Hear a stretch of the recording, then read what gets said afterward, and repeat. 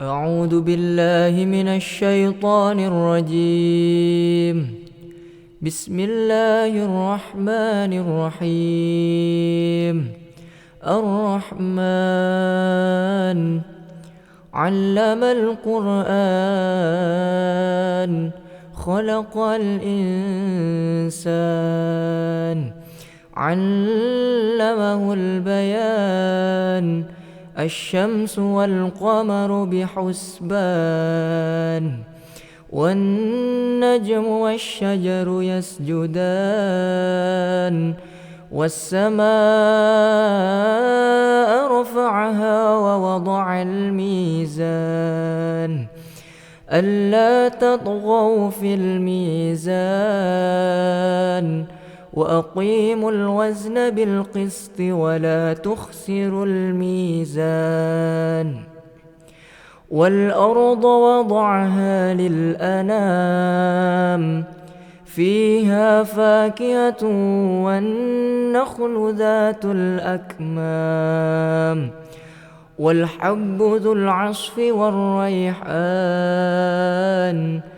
فبأي آلاء ربكما تكذبان خلق الإنسان من صلصال كالفخار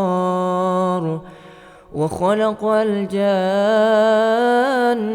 من مارج من نار فبأي آلاء ربكما تكذبان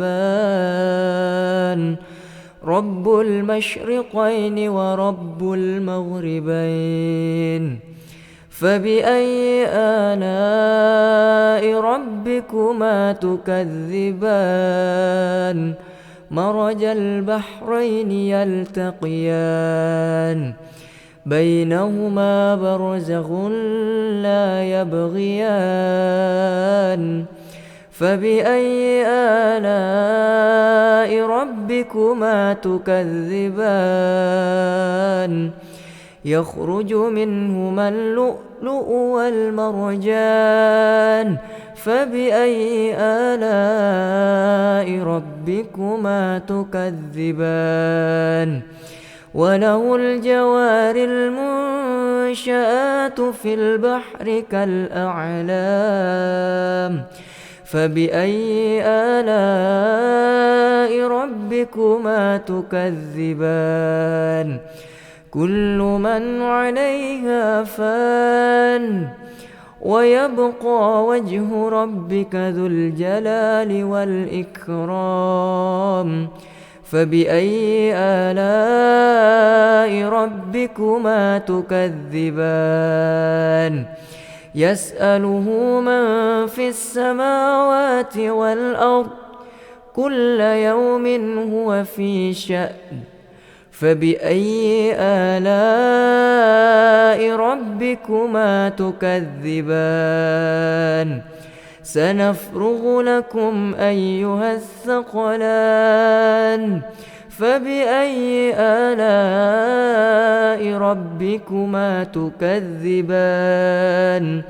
يا معشر الجن والإنس إن استطعتم أن تنفذوا من أقطار السماوات والأرض فانفذوا لا تنفذون إلا بسلطان فبأي آلاء ربكما تكذبان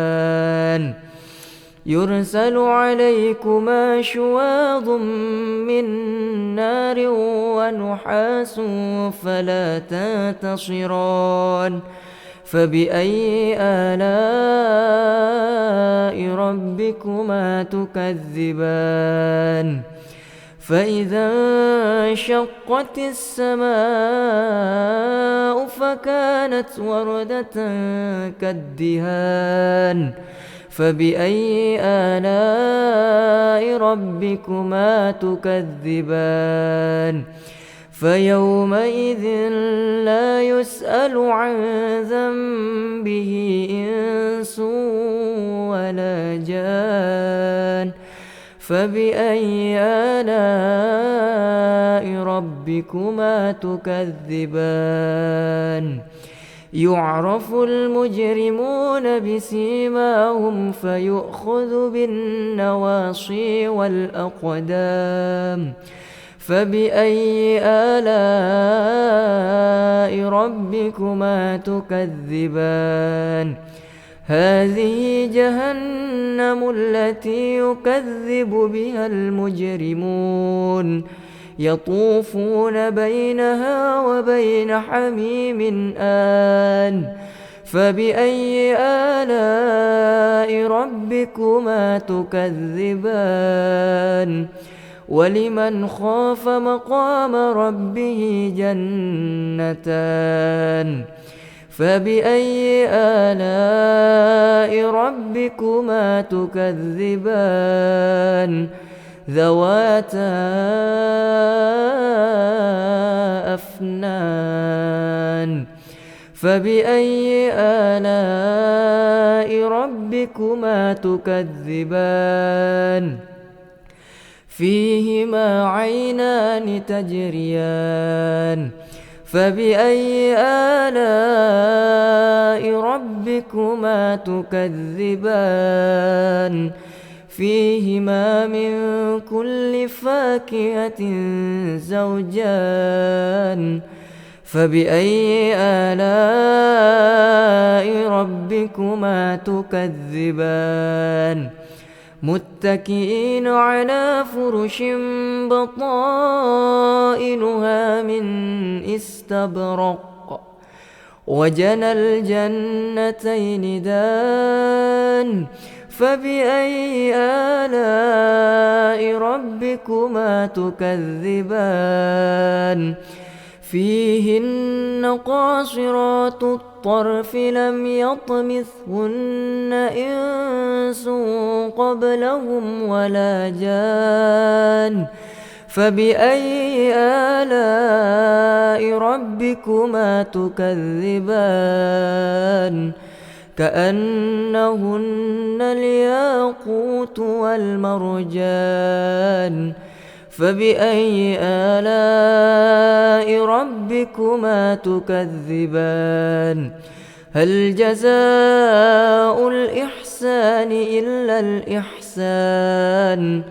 فبأي آلاء ربكما تكذبان ومن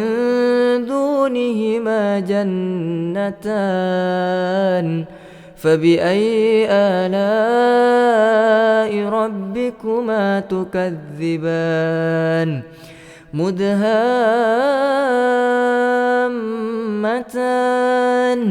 فبأي آلاء ربكما تكذبان فيهما عينان نضاختان فبأي آلاء ربكما تكذبان فيهما فاكهة ونخل ورمان فبأي آلاء ربكما تكذبان فيهن خيرات حسان فبأي آلاء ربكما تكذبان حور مقصورات في الخيام فبأي آلاء ربكما تكذبان لم يطمثهن إنس قبلهم ولا جان فبأي آلاء ربكما تكذبان متكئين على رفرف خضر وعبقري حسان فبأي آلاء ربكما تكذبان تبارك اسم ربك ذي الجلال والإكرام.